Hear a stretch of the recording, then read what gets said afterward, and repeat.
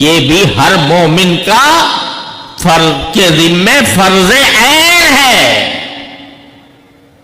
یہ صرف عالم کی ذمہ داری نہیں ہے، ہر مسلمان کی ذمہ داری ہے کہ جب قرآن پڑھے تو اس طرح پڑھے جس طرح جبریل امین نے پڑھا، اس طرح پڑھے جس طرح رسول اللہ صلی اللہ علیہ وسلم پڑھا، اس طرح پڑھے جیسے رسول کریم صلی اللہ علیہ وسلم کے اصحاب نے پڑھا، اور تواتر کے ساتھ وہ سند ہمارے پاس موجود ہے.